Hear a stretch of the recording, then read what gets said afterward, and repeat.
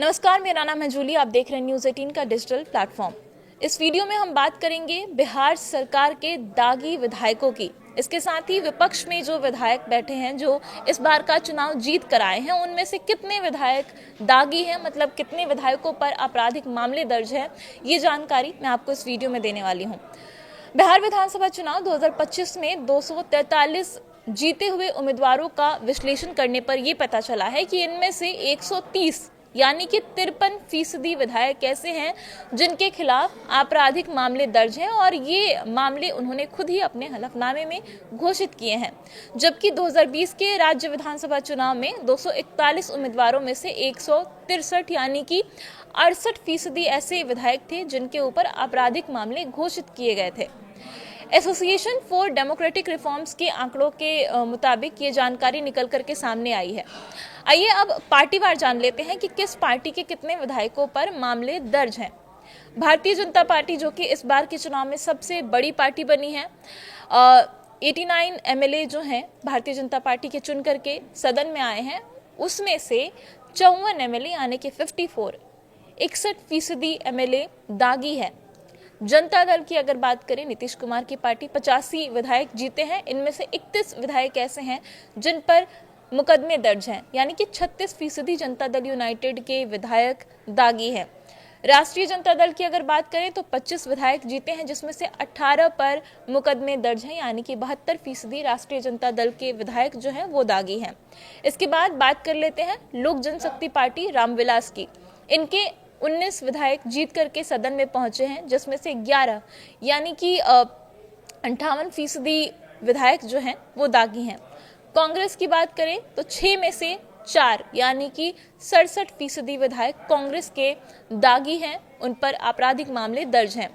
All India Majlise Ittehadul Muslimeen की अगर बात करें, यानी कि AIMIM जो ओवैसी की पार्टी है, उसमें 5 विधायक जीते हैं और 5 में से 5 विधायकों पर आपराधिक मामले दर्ज है, यानी कि 100% AIMIM के जो विधायक हैं वो आपराधिक मामले दर्ज हैं उन पे। इसके बाद बात करते हैं हिंदुस्तानी आवाम मोर्चा की, जो कि जीतन राम मांझी की पार्टी है। इसमें 5 में से 1 विधायक के ऊपर आपराधिक मामला दर्ज है, यानी कि 20%। राष्ट्रीय लोक मोर्चा की अगर बात करें तो 4 में से 1 विधायक के ऊपर यहाँ पर केस दर्ज है, यानी कि 25% विधायक RLM के दागी हैं। भारतीय कम्युनिस्ट पार्टी की बात कर लें, मार्क्सवादी लेनिन जो CPI-ML है, उसकी अगर बात करें तो 2 में से 2 विधायक जो हैं, यानी कि दोनों विधायक दागी हैं, उनके खिलाफ आपराधिक मामले दर्ज हैं। 100% विधायक इनके दागी हैं।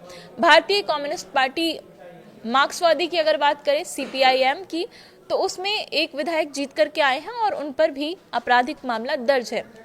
इंडियन इंक्लूसिव पार्टी के 1 विधायक जीते हैं और उन पर भी आपराधिक मामला दर्ज है, यानी कि वो भी दागी हैं।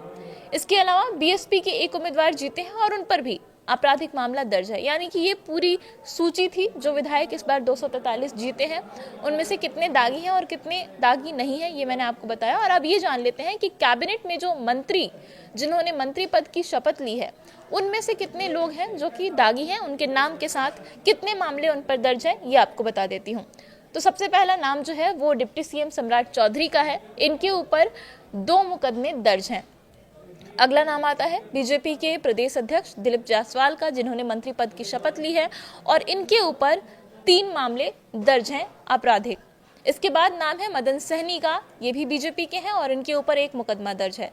नितिन नवीन के ऊपर 5 मामले दर्ज हैं और जितने भी दागी मंत्री बने हैं उसमें सबसे ज्यादा मामले इन्हीं के ऊपर दर्ज हैं।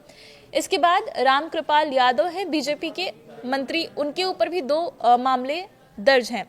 इसके बाद नाम आता है सुनील कुमार का, बीजेपी से मंत्री हैं और इनके ऊपर 6 मामले दर्ज हैं। अरुण शंकर प्रसाद की अगर बात करें, ये भी बीजेपी से हैं, इनके ऊपर 1 मामला दर्ज है।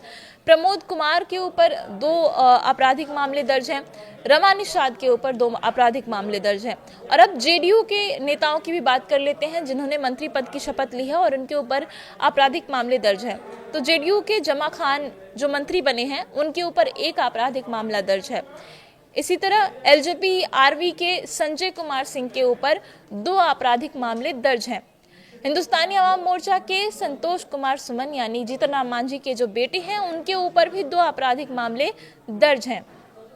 इसके अलावा अगर बात करें नई कैबिनेट में तो 14 ऐसे मंत्री हैं जिन पर कोई भी क्रिमिनल केस नहीं है, यानी कि 14 ऐसे नेता अपने कैबिनेट में नीतीश कुमार ने शामिल किए हैं जिनके ऊपर कोई भी दाग नहीं है, जिनके ऊपर कोई भी आपराधिक केस नहीं चल रहा। और इसमें नाम है डिप्टी सीएम विजय सिन्हा का, लखेंद्र कुमार रोशन का, श्रेयसी सिंह, संजय कुमार, दीपक प्रकाश, संजय सिंह टाइगर, सुरेंद्र मेहता, नारायण प्रसाद, लेसी सिंह, सुनील कुमार, विजय चौधरी, विजेंद्र प्रसाद यादव और श्रवण कुमार का। इन लोगों पर कोई भी आपराधिक मामला दर्ज नहीं है और इन 14 विधायकों ने भी मंत्री पद की शपथ ली है। और अब ये भी जान लेते हैं कि इन विधायकों में से कौन कितने पढ़े लिखे हैं। तो जो 243 विधायक जीते हैं उनमें से 84 यानी कि 35% विधायकों ने अपनी शिक्षा 5वीं से 12वीं तक बताई है। 147 यानी कि 60% विधायक ऐसे हैं जिन्होंने स्नातक या फिर उससे ऊपर की शिक्षा ग्रहण की है। 5 विधायक डिप्लोमाधारी हैं और 7 उम्मीदवार सिर्फ साक्षर हैं। तो ये पूरी लिस्ट थी विधायकों की, किनके ऊपर कितने केस दर्ज है और कौन कितना पढ़ा लिखा है। ये जानकारी आपको कैसी लगी कमेंट में बताइएगा। लेकिन इस वीडियो में इतना ही। धन्यवाद।